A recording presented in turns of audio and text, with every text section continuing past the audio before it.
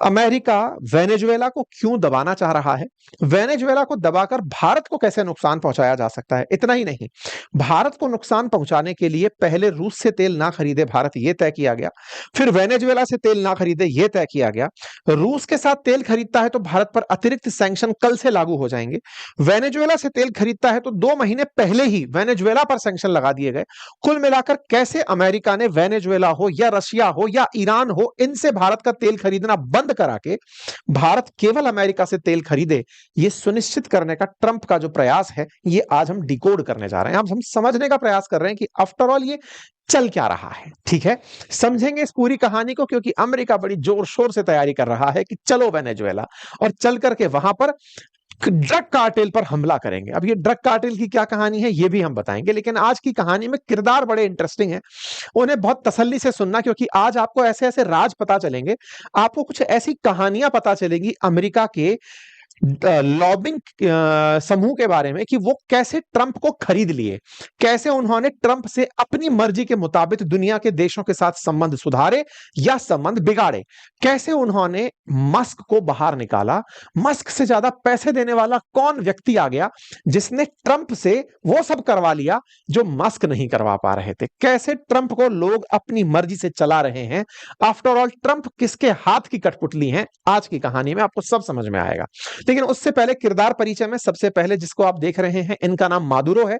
ये वेनेजुएला के राष्ट्रपति हैं। आपको इनके बारे में बताएंगे, क्योंकि ट्रंप इन तेल लेना चाहते हैं, लेकिन प्यार से नहीं, छीन कर लेना चाहते हैं। छीन से मतलब इनके पास इतना तेल है कि दुनिया को ये आने वाले कई सालों तक तेल बेच सकते हैं, लेकिन इनको तोड़ के पटका हुआ है, ये तेल निकाल ही नहीं पा रहे हैं। ट्रंप चाहते हैं कि इनको हड़प लिया जाए, इस देश के ऊपर ही कंट्रोल कर लिया जाए। जहाज निकल पड़े हैं, किस तरह से काम करेंगे वो बताएंगे। भारत को दबाने का केवल एकमात्र उद्देश्य केवल इतना कि हम कोई वेनेजुएला की मदद कर सकते हैं, या फिर हम तो ग्राहक हैं, ग्राहक के लिए लड़ रहे हैं। आपने अगर मेरठ की चाट लड़ाई देखी हो तो ये कुछ वैसा है।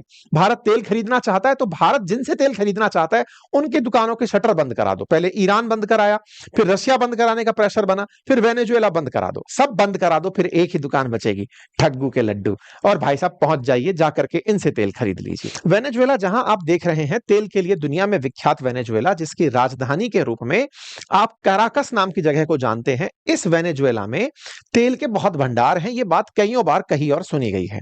तेल के भंडारों से यहां की सरकारें भी प्रभावित हुए बिना नहीं रही। जो मादुरो हैं, ये ज्यादा खतरनाक व्यक्ति नहीं थे। इनसे पहले ह्यूगो चावेज नाम के एक व्यक्ति थे जो यहां राष्ट्रपति हुआ करते थे। मादुरो को तो असल में ट्रंप और बाइडेन के बीच में टग ऑफ वॉर देखने को मिल रही है। मतलब इनका तो मंथन हो रहा है, रस्साकसी के बीच में ये फंसे हुए हैं, क्योंकि इस रस्साकसी में चीन कहीं ना कहीं मादुरो को साधने में लगा है। बिल्कुल वैसे ही जैसे ईरान को पहले अमेरिका ने खूब तंग किया, चाइना वालों ने यहां से तेल खरीद लिया। हमारी बस अभी इतनी हिम्मत नहीं हो रही है कि हम ईरान से तेल खरीद पाएं, या फिर हम अमेरिकी प्रतिबंधों को बाईपास करते हुए अमेरिका जिनसे मना करता है वहां से सामान खरीद लें, है ना। रशिया से तेल खरीदने पे भारत को तो कल से सैंक्शन देखने को मिल रहा है, चाइना पर कोई असर नहीं है। ईरान से तेल खरीदने पर भारत को डर था कि हमारी कंपनियां प्रतिबंधित हो जाएंगी, चाइना को कुछ नहीं हुआ। चाइना ने ऐसा ही हाल वेनेजुएला के साथ भी कर रखा है। खैर फिलहाल के लिए तो भारत ही है जिसको दबाया जा सकता है, तो अमेरिका लगा हुआ है उन चीजों में। माना जाता है कि मादुरो चाइना के करीबी हैं और साथ ही साथ में रूस के करीबी हैं, और रूस के करीबी होने के चलते ही अमेरिका इन्हें टारगेट पब्लिकली कर पाता है। और अमेरिका की तरफ से जब जब ट्रंप सत्ता में आए हैं, मादुरो के साथ इन्होंने खूब प्रयोग किए हैं। मादुरो की थोड़ी सी कहानी, मादुरो की कहानी से पहले इनके गुरु की कहानी, जिनका नाम है हुगो चावेज। ये हुगो चावेज कौन है? हुगो चावेज वेनेजुएला के पूर्व राष्ट्रपति हुआ करते थे। 1998 में राष्ट्रपति बने, लेकिन अपनी सोशलिस्ट पॉलिसी के कारण काफी ज्यादा चर्चा में रहे। सोशलिस्ट पॉलिसी मतलब कि इस देश में खूब पैसा तेल से आता है तो खूब भर भर के खर्च करो, लोगों से कहो कि सरकार सब कुछ करेगी, आपका फ्री अस्पताल करेगी, फ्री पढ़ाई करेगी, फ्री घूमना करेगी, नौकरी में भी जाने की जरूरत नहीं है, कंपनियां खूब तेल निकाल रही हैं, तमाम तरह की चीजें सरकारी सरकारी सरकारी कर दिया। लोगों को मुफ्त की इतनी आदत डाल दी कि यहां पर पैसे का कोई महत्व नहीं रह गया, महंगाई बहुत बढ़ने लगी। ऑयल प्रोडक्शन कंपनियों के अंदर भी पैसे की कमी पड़ने लगी, क्योंकि वो जो पैदा कर रहे थे, अब वो देश के अंदर खर्च हो रहा था। जनता को मुफ्त की आदत पड़ गई। मादुरो जो ह्यूगो शावेज हैं, वो लोगों के लिए बहुत पसंद की चीज हो गए। ह्यूगो शावेज ने जिस देश के अंदर इतना तेल था, उसे इस कदर तक बर्बाद कर दिया था, बर्बाद से मतलब है कि इस कदर तक आश्रित बना दिया था आराम के, कि उनके जाने के बाद लोगों को चाहिए वही वाला सुख था। ऐसे में शावेज ने मादुरो को अपना उत्तराधिकारी चुना और कहा कि अब मेरी गद्दी ये संभालेंगे। लेकिन गद्दी कहां संभालनी थी, उन्हें असल में शावेज की नीतियों को फॉलो करते हुए आगे चलना था। वो बेचारे आगे चल रहे थे, लेकिन खर्च संभाल नहीं पा रहे थे। धीरे धीरे वेनेजुएला में तमाम प्रकार की दिक्कतें आने लगी। दिक्कतों में सबसे बड़ी दिक्कत तो यही कि वहां बिजली तक के पैसे नहीं थे। देश खुद का है, लेकिन कंपनी चलाने के लिए जो खर्च करने होते हैं, उतना पैसा भी देश के पास नहीं है। तेल भर भर के है, लेकिन कुछ भी हमारे पास उपलब्ध नहीं है। क्यों? क्योंकि कंपनियों में रिफाइन करने के लिए पैसा नहीं है। ऐसे में क्या होता है, ऐसे में इनकी मुद्रा का बुरा हाल हो जाता है। इतना बुरा हाल हो जाता है कि इनकी करेंसी है बॉलीवर। बॉलीवर करेंसी के अंदर महंगाई के बढ़ने से, मतलब इतने गुना, इतना सारा पैसा लेके जाओ तब कुछ खरीद के लाओगे, वैसी स्थिति निकल करके यहां पर आती है। मतलब हालत ये हो गई थी कि एक कॉफी लेने के लिए, एक कप कॉफी लेने के लिए आपको 50,000 बॉलीवर देने पड़ रहे थे।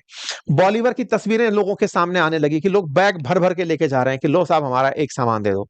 ऐसे में इन्होंने अपनी करेंसी में से जीरो हटाने का शुरुआत की कि 50,000 जो है वो आने वाले समय में मात्र 5 बॉलीवर कहलाएगा, 4 जीरो हटा दो इसके अंदर से। इस तरह से इन्होंने नीतियां अपनाई।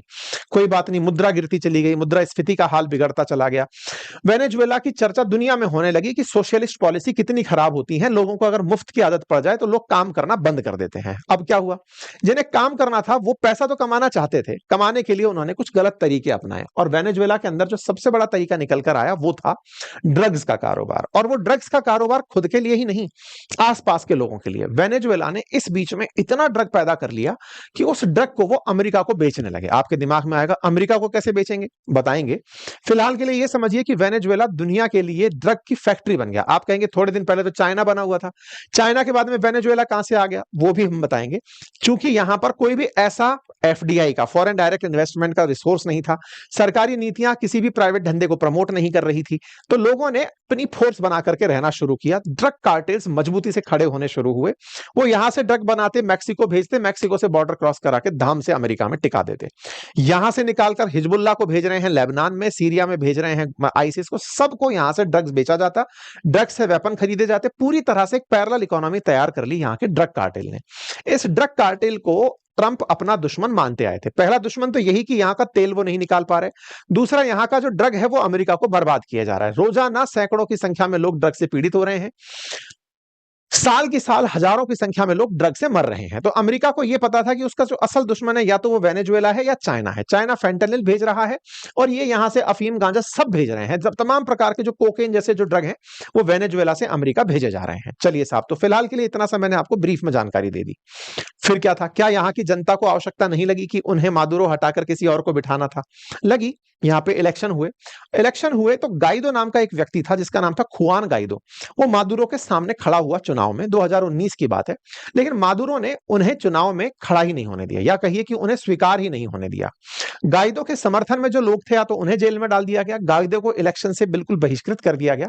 मादुरो ने गाइदो को टिकने नहीं दिया। उस समय ट्रंप हुआ करते थे अमेरिकी राष्ट्रपति। अमेरिका के राष्ट्रपति ने गाइदो को अपनी तरफ से एक्टिंग प्रेसिडेंट मान लिया। वेनेजुएला के अंदर जुआन गाइदो ने कहा कि मैं राष्ट्रपति, तो अमेरिका ने कहा हां तुम राष्ट्रपति। तो इस तरह से डोनाल्ड ट्रंप का 2019 का ये ट्वीट है, जिस समय वो जुआन गाइदो को अमेरिका का, वो वेनेजुएला का राष्ट्रपति डिक्लेयर कर देते हैं कि हाँ भाई जुआन गाइदो राष्ट्रपति हैं हमारी तरफ से।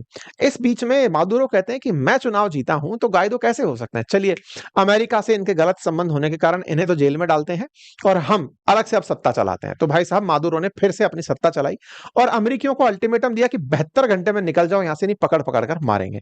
मादुरो ने उस समय ट्रंप की नाक में दम कर दिया। 2019 की बात थी, 72 घंटे का अल्टीमेटम देकर के मादुरो ने ट्रंप को खूब तंग किया उन दिनों में, जब जुआन गाइदो ट्रंप की तरफ से राष्ट्रपति डिक्लेयर किए गए कि तुम हमारे देश में असर डाल रहे हो, निकलो यहां से। वेनेजुएला के अंदर पूरी तरह से जुआन गाइदो की संपत्ति, उनके एसेट सब फ्रीज कर लिए गए। कुल मिलाकर के मादुरो सत्ता में बने रहे। बाद में पता चलता है कि इस पूरे कारनामे के पीछे किंग पुतिन थे। वो इनको कहे हुए थे कि बेटा तुम करो, हम तुम्हारे साथ हैं। इस बात पे अमेरिका नाराज होता है, गाइदो की सरकार के ऊपर कई तरह के प्रतिबंध लाद देता है। इनके खिलाफ बकायदा बाउंटी जारी कर दी जाती है कि अगर कोई व्यक्ति इसको गिरफ्तार करता है तो इसको इतना इनाम मिलेगा। मतलब जिस तरह से हुआ था ना कि अल सुजा के खिलाफ सीरिया में घोषित कर दिया गया था बाउंटी की घोषित कर दो, ऐसे मादुरो के खिलाफ घोषित कर दिया जाता है ट्रंप के शासन में कि इसको गिरफ्तार किया जाना चाहिए। ट्रंप चुनाव हारते हैं, बाइडेन आते हैं। बाइडेन का भी यही रवैया था शुरुआत में वेनेजुएला के अंदर स्थितियां यही थी कि मादुरो को हम नहीं जानते, लेकिन करें क्या। इनके कालखंड में, बाइडेन के कालखंड में रशिया यूक्रेन वॉर शुरू हो गया। रशिया यूक्रेन वॉर शुरू हुआ तो यूक्रेन के चलते रशिया पर पाबंदी लगनी थी, तेल वहां से प्रताड़ित होता। तेल जब वहां से बाधित होता तो इन्होंने सऊदी से कहा कि तेल की कीमतों में वृद्धि हो जाएगी, बाजार बिगड़ने लगेगा, सऊदी वालों तुम थोड़ा तेल का प्रोडक्शन बढ़ा दो। किंग पुतिन ने फोन करके सऊदी से कहा कि आप तेल का प्रोडक्शन मत बढ़ाना, इनको पता चलना चाहिए कि तेल की कीमतें बढ़ने से अमेरिका का क्या नुकसान होता है। इन्होंने जब ये सब प्रयास किए कि सऊदी भी मेरी नहीं सुन रहा, तब भारत से कहा कि आप तो रूस से तेल खरीदते रहो। दूसरी तरफ ये वेनेजुएला के पास पहुंचे और कहा कि हम तुम्हारे ऊपर लगे प्रतिबंध हटा रहे हैं ताकि तुमसे तेल खरीद करके दुनिया में तेल की कीमतों को स्थिर किया जा सके। भाई साहब, बाइडेन प्रशासन आता है। बाइडेन प्रशासन ने गाइडो को मना किया कि भैया तुम्हें हम नहीं मानते, मादुरो ही राष्ट्रपति हैं। और ऐसे में यूएस ने वेनेजुएला के ऊपर से सैंक्शंस हटा दिए। यह बाइडेन का कालखंड था, 2022 का समय था। जैसे ही यहां से वो हटा, तुरंत प्रभाव से हम जैसे लोग पहुंच गए। इधर की तरफ ये सऊदी को मनाने में लगे हुए थे, लेकिन वेनेजुएला से तुरंत प्रभाव से भारत पहुंचकर तेल लेने पहुंच गया कि भाई प्रतिबंध हट गए, हम तुमसे तेल ले लेते हैं। भारत का ये जो रवैया था ना, ये थोड़ा अलग था। मतलब भारत को हालांकि अपने आप को सोचना चाहिए कि हम अमेरिकी प्रतिबंधों से बहुत ज्यादा प्रभावित होते हैं। ईरान से तेल नहीं लेना, उसने कहा ले लो, हम लेने पहुंच जाते हैं। वेनेजुएला से तेल नहीं लेना, कहा कि प्रतिबंध हटा दिया, अब ले लो, हम पहुंच जाते हैं। तो हम लोग असल में पंक्ति में खड़े हुए अपने आप को इस तरह से देखते हैं कि हम प्रतिबंधों से खुद ही प्रभावित खुद को कर ले रहे हैं। हमारी स्वतंत्र जो विदेश नीति है ना, उसमें इतनी स्वतंत्रता होनी चाहिए कि हम प्रतिबंधों से बिना डरे व्यापार कर सकें। बट कोई बात नहीं, अंततोगत्वा अब तो हमें सामना करना पड़ ही रहा है। जिस डर से अब तक हम अमेरिका के सामने नहीं थे, वो डर तो आपके सामने खड़ा ही था। परिणाम ये निकला कि 50% टैरिफ भुगतना पड़ रहा है। यही तो तब होता जब अमेरिका के साथ में पहले हम ये आंख में आंख मिला के कर लिए होते। पर जो भी है, इतिहास लेखन में कभी इस विदेश नीति का भी कभी आकलन होगा। फिलहाल के लिए हम पहुंच जाते हैं और यहां पर वेनेजुएला से कहते हैं कि अमेरिका ने तुम्हारे ऊपर से सैंक्शन हटा दिए, लाओ हमें तेल दे दो। हम तेल लेने पहुंचते हैं। इंडिया यहां से तेल लेना शुरू करता है। 2024 की खबर। इंडिया में तेल कौन खरीदेगा? निश्चित ही मोटा भाई रिलायंस कंपनी जो है भारत के अंदर से, वो वेनेजुएला से तेल खरीदने निकल पड़ती है। बढ़िया, हम तेल खरीदते हैं। और जब तेल खरीदते हैं तो तेल के साथ साथ हमारी रिलायंस भी यहां से रिफाइनरी करके प्रोडक्ट वापस दुनिया को बेच के पैसा कमाने निकल पड़ती है। भाई व्यापारी है, व्यापारी अपना लाभ कमाते हुए निकल रहा है। चलिए साहब, 2024 आता है, उधर अमेरिका में चुनाव है, इधर फिर से मादुरो के अगेंस्ट चुनाव खड़ा होता है। मादुरो के सामने इस बार जो व्यक्ति चुनाव में उतरे, मादुरो ने उनको उतरने ही नहीं दिया। उनको उठा के पहले ही जेल में डाल दिया कि तुम मेरे खिलाफ सत्ता में नहीं उतर सकते, अपन रहेंगे साहब। तो मादुरो चुनाव में उतरते हैं, अपने खिलाफ खड़े व्यक्ति को जेल में डालते हैं। मादुरो फिर से राष्ट्रपति बनते हैं। जैसे ही राष्ट्रपति बनते हैं, उधर ट्रंप भी राष्ट्रपति बन जाते हैं। इधर ट्रंप और इधर मादुरो दोनों चल रहे हैं। सॉरी, ट्रंप का समय अभी आना है, ये 2024 की शुरुआत है। इस समय अमेरिका कहता है कि यार तुम इलेक्शन तो कम से कम फेयर करा लो। इधर जब नहीं होता तो अमेरिका कहता है हम तुम पर फिर से प्रतिबंध लगाएंगे। धीरे धीरे यहां पर प्रतिबंधों की बाढ़ सी आनी शुरू होती है। अमेरिका अपने सिटीजन से कहता है कि भाई वहां से बाहर निकल जाओ, वेनेजुएला कुछ भी हमारे खिलाफ कर सकता है क्योंकि वो अपोजिशन लीडर्स को गिरफ्तार कर रहा है। बाइडेन इतने सख्त नहीं थे, वेनेजुएला के साथ हमारा तेल का व्यापार चल रहा था। ट्रंप आते हैं। ट्रंप का तो पुराना समय से ही खार खाया हुआ था कि जॉन गाइडो को तुमने नहीं माना, बाइडेन ने तुम्हें वापस से प्रतिबंधों से फ्री कर दिया, तो मुझे तो तुम पर प्रतिबंध लगाने ही हैं। 2024 के नवंबर में आप आए। आपने आते ही अपनी तरफ से मार्च में वेनेजुएला पर सैंक्शन प्रस्तावित कर दिए थे। इस बीच में उसी वेनेजुएला पर जिससे ये पिछली बार तंग थे, इस बार खबर बनकर आती है उसके पास ये जहाज भेज देते हैं, जंगी जहाज। जंगी जहाज भेजने का असल मकसद अब तक आपको क्लियर हो चुका होगा कि अमेरिका ने यहां जहाज क्यों भेजे।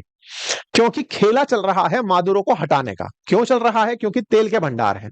अमेरिका लेकिन दुनिया को क्या दिखाना चाहता है? दुनिया को दिखाना चाहता है कि यहां पर ड्रग्स बहुत है, हम ड्रग्स से लड़ाई लड़ना चाह रहे हैं। आपको याद होगा ट्रंप ने सब जगह चिल्ला चिल्ला कर कहा था कि हम फेंटेनिल के खिलाफ लड़ाई लड़ रहे हैं, चाइना पर इसलिए प्रतिबंध लगा रहे हैं।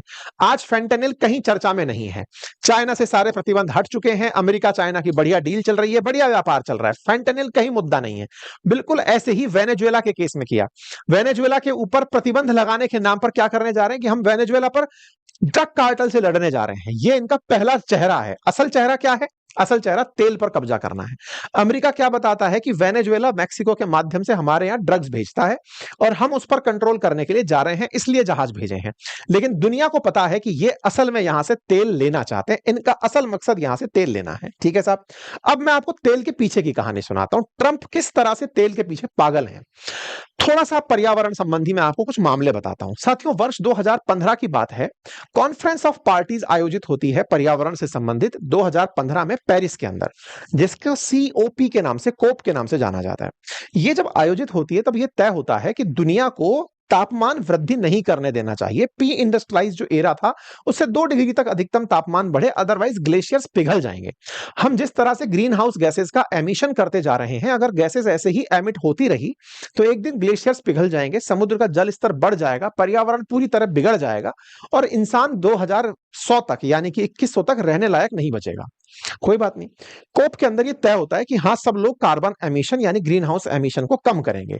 होता है तय।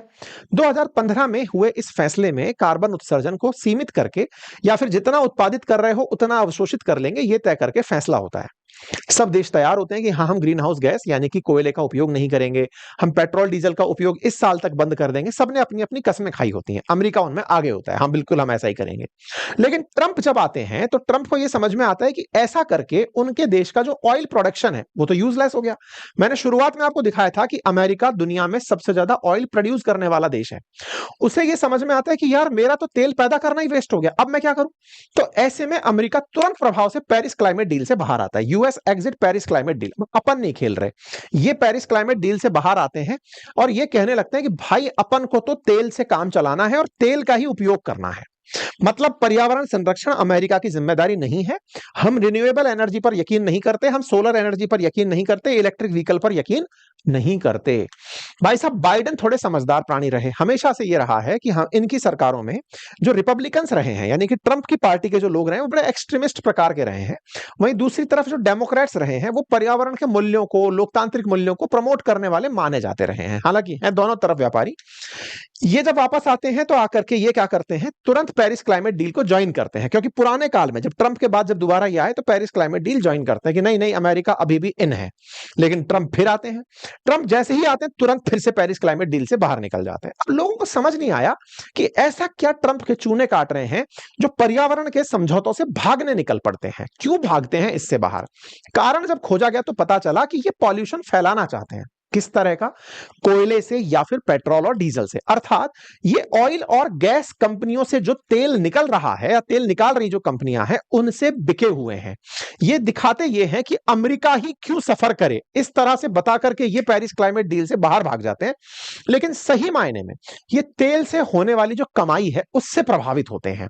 हालांकि इस बार एक जबरदस्त आयरनी ये रही कि जो इलॉन मस्क थे ना, उन्होंने ट्रंप को फंड किया हुआ था और इलॉन मस्क ईवी को प्रचारित करते थे। ईवी को प्रचार करने का जो मस्क का रवैया था, ट्रंप का ईवी की कंपनी के साथ दिखाई देना, यह अपने आप मैसेज देता था अमेरिका में कि ट्रंप जो है वो ईवी प्रमोट करना चाहते हैं, मस्क को प्रमोट करना चाहते हैं। मस्क के चलते ट्रंप की इमेज को नुकसान पहुंच रहा था, इसलिए मस्क को बाहर किया गया। मस्क को बाहर कराने में असली जो खेला था ना, वो ऑयल कंपनियों का था। अब मैं आपको एक डेटा दिखाता हूं। बेचारा मस्क को बाहर निकालने का जो असली खेला था वो था इनके ऊपर ईवी का ठप्पा लगना कि ये इलेक्ट्रिक व्हीकल बेचकर क्लाइमेट कंट्रोल करना चाहता है। मेरे को तो पैसा असल मायने में मस्क तुझसे ज्यादा तेल कंपनियां दे रही हैं। और आप यहां पर एक न्यूज देख सकते हैं, गार्जियन में छपी खबर है 6 महीने पहले की, कि भाई साहब, मेजर जो ऑयल कंपनियां हैं उन्होंने $445 मिलियन ट्रंप को और कांग्रेस को प्रभावित करने के लिए खर्च किए। अमेरिका में लॉबिंग खुलेआम होती है, मतलब कि हम इस पार्टी को चंदा दे रहे हैं, ये खुल के बोलते हैं। तो भाई, ऑयल कंपनियों ने ट्रंप का सपोर्ट किया कि बेटा तुम आओगे ना तो तुम्हारे चलते हम तेल निकाल पाएंगे और बेच पाएंगे। 445 मिलियन, मतलब भारतीय भाषा में कहा जाए तो लगभग 4,500 करोड़ रुपए ट्रंप के ऊपर इन्होंने खर्च किए कि आप चुनाव लड़ो और जीतो। और यही कारण है कि अमेरिका इन दिनों खींचकर तेल पैदा कर रहा है। दुनिया में जो कुल तेल पैदा हो रहा है ना, उसका 13% अकेला अमेरिका पैदा कर रहा है, जबकि रिजर्व में वेनेजुएला आगे है, सऊदी आगे है, उन सबसे ज्यादा यूएस पैदा कर रहा है। इवन रशिया 10% करता है दुनिया का, अमेरिका आज भी 13%। और पैदा करता ही नहीं है, बेचता भी है। आपने रिसेंट डेज में भारत का बयान सुना होगा जिसमें भारत कह रहा है कि हमने तेल इनसे खरीदना शुरू कर दिया है। सोचो, ईरान खूब सारा तेल रख के बैठा है, लेकिन दुनिया का 3.6% तेल ही वो निकाल पा रहा है। क्यों? क्योंकि उसके पास ग्राहक नहीं है। इसने धमका धमका के दुनिया को ग्राहक बना लिया। आप सोचो, ईरान को धमकाया ताकि भारत जैसा देश इनसे तेल खरीद सके। इंडिया ने इनसे तेल खरीदना शुरू भी कर दिया। अभी रशिया यूक्रेन हुआ, तो रशिया यूक्रेन में रशिया से हम तेल खरीद रहे थे। भारत ने अपनी तरफ से कहा कि हम रशिया से तेल खरीदते रहेंगे। जयशंकर साहब ने क्लियर कर दिया कि हम तेल खरीदते रहेंगे, लेकिन हमने ये भी कहा कि हम अमेरिका से भी तेल खरीदना बढ़ा चुके हैं। अब आप समझिए कि अमेरिका में ऑयल कंपनियों ने ट्रंप को अपना पपेट बनाया, और वो जो ट्रंप है वो ये नहीं चाहते कि दुनिया में तेल कोई और बेचे और ऑयल नया बेचे। इसके लिए ईरान पर प्रतिबंध लगाने हो, रशिया पर लगाने हो, वेनेजुएला पर लगाने हो, सब जगह लगा दो। कुल मिलाकर ट्रंप अपने देश का तेल बेचना चाहते हैं। जो आज मैंने आपको दिखाया सबसे ज्यादा ऑयल प्रोड्यूस करने वाला कंट्री है इस समय अमेरिका, वो चाहता है कि तेल बिके तो केवल उसके यहां से निकलकर बिके। इसी कारण से इन्होंने वेनेजुएला पर टैरिफ लगाए मार्च 2025 के अंदर। कहा कि जो भी लोग यहां से तेल खरीद रहे हैं, उसमें हम लोगों का नाम भी था। इंडिया ऑयल इंपोर्ट करता था बढ़िया से यहां से, और हमारा जो तेल था जो वेनेजुएला से आता था वो बढ़िया से हमारी रिफाइनरीज में, रिलायंस की रिफाइनरीज में रिफाइन होता था, और हम बढ़िया से उसको यूज करते थे। लेकिन इन भाई साहब ने आते उसको सैंक्शन टिकाया, जिससे रिलायंस को, इंडियन ऑयल को, इन सबको बड़ा नुकसान भी हुआ। अमेरिकी कंपनियों को, जो शेवरॉन जैसी कंपनियां, इन्हें भी नुकसान हुआ, क्योंकि वो भी वेनेजुएला से तेल मंगाती थी। लेकिन असल में इसकी मंशा क्या थी? अमेरिका में जो तेल पैदा हो रहा है ये दुनिया को बिकना चाहिए, और यही किया चाइना। लेकिन इस बीच में खैर वेनेजुएला के साथ खड़ा रहा, जो अपने आप में एक लर्निंग लेसन है। तो आज जब आप ये खबर सुन रहे हैं कि इन्होंने वेनेजुएला में जाकर के अपने जहाज भेज दिए हैं, तो दुनिया को क्या दिखाया जा रहा है? जैसे पहले चाइना को दिखाया गया था कि हम फेंटेनिल के कारण चाइना से लड़ रहे हैं। असल में चाइना के साथ लड़ाई किसकी थी वो आपको समझ में आ गया। ऐसे ही अब इनको दिखाया जा रहा है ड्रग्स के कारण लड़ रहे हैं। ये जो जहाज भेजे गए हैं, असल में ये किस लिए भेजे गए हैं? तेल पर कंट्रोल करने के लिए भेजे गए हैं। अमेरिका के अंदर इस तरह की चर्चाएं हैं। मार्को रूबियो का आप देखिए, बकायदा वेनेजुएला के अंदर तो अब हाउसवाइफ्स जो हैं या रिटायर्ड लोग जो हैं वो आकर के सेना ज्वाइन करते हुए दिखाई दे रहे हैं। वीडियो निकल कर आ रहे हैं जिसमें लोग सेना को ज्वाइन करने जा रहे हैं, क्योंकि अमेरिका में चर्चा है कि वो वेनेजुएला को कब्जा करना चाहता है। मार्को रूबियो का एक बयान वायरल हो रहा है जिसमें वो कह रहे हैं कि हमें वेनेजुएला जो है उसके अंदर, मार्को रूबियो का मानना यह है कि मादुरो की गलती है और वेनेजुएला पर अब कब्जा करने की जरूरत है। अब ये बयान की हम पुष्टि नहीं करते अब, क्योंकि एआई का जमाना है, लेकिन ये बहुत चल रहा है। वेनेजुएला के बारे में एक सोच निकलकर जो इनकी आ रही है वो ये कि ये चाहते नहीं है कि मादुरो सत्ता में रहे। उन्हें हटाने के लिए क्या किया जा सकता है वो सारे प्रयास ये कर रहे हैं। इस बीच में भारत ने हालांकि अपनी तरफ से अब स्टैंड क्लियर कर दिया है कि हम रूस से भी तेल खरीदेंगे और हमको जहां से जरूरत पड़ेगी हम खरीदेंगे। हमारा तरीका एकदम स्पष्ट है। तो उम्मीद है कि आप लोगों को भी यह समझ में आ गया होगा कि वेनेजुएला पर जो असल में अमेरिका के जहाज जाकर के हमला करने जा रहे हैं, जो खड़े किए जा रहे हैं, अभी तो अनाउंसमेंट नहीं हुआ है, अभी मतलब युद्ध की घोषणा तो नहीं हुई है, लेकिन जो प्रभाव और माहौल बनाया जा रहा है वो असल में मादुरो को प्रभावित करके वहां के ऑयल बाजार पर हाथ डालने का है, या फिर उससे खरीदने वाले लोगों को बचा के रखने का। तुम तेल मत खरीदना यहां से, क्योंकि वेनेजुएला में युद्ध चल रहा है। फिर चाहे तेल चाइना ही इंपोर्ट करता हो, पर उसको रोक दो कि नहीं, तुम भी नहीं खरीदोगे क्योंकि अभी हम युद्ध की तैयारी में है। तो एक तरह से वेनेजुएला को आइसोलेट करके उसे और तोड़ने का प्रयास ट्रंप सरकार द्वारा किया जा रहा है। तो अब आप समझ जाइए कि दुनिया में किस तरह से नव साम्राज्यवाद, यानी कि साम्राज्यवाद का वो रूप, पहले क्या होता था, किसी देश पर कंट्रोल करने के लिए आपको वहां पर अपने लोग भेजने पड़ते थे जो अपनी सरकार चलाते थे। अब लोग उन्हीं के होंगे जो जहां के रहने वाले हैं, लेकिन आदेश किसी और देश का होगा। इस तरह का नव साम्राज्यवाद चल रहा है। अमेरिका इसी क्रोनोलॉजी में अब वेनेजुएला पर राज करने की तैयारी कर रहा है। आप लोगों को इस विषय पर जानकारी प्राप्त करके कैसा लगा? आप लोग इस विषय पर क्या सोचते हैं? अपनी राय कमेंट बॉक्स में जरूर बताइएगा। चैनल पर नए हैं तो चैनल को सब्सक्राइब कर लीजिए। चूंकि कल से सैंक्शंस लगेंगे, बाजार में प्रभाव हो सकता है, तो स्टॉक मार्केट पर कैसे असर होगा, क्या असर होगा, ये सब समझने के लिए आप स्टॉक मार्केट में अगर जानकारी लेना चाहते हैं तो आइए हमारे साथ बातें बाजार की एप्लीकेशन पर। वहां पर मैंने फंडामेंटल ऑफ स्टॉक मार्केट भी समझाया हुआ है, कैसे स्टॉक मार्केट काम करता है, आप कैसे इन्वेस्टमेंट कर सकते हैं, इंट्राडे डील्स कैसे होती हैं। आपके लिए कोर्स बहुत ही नॉमिनल कीमत पर उपलब्ध है, जाकर उसे अवश्य चेक करिए। Thank you so much.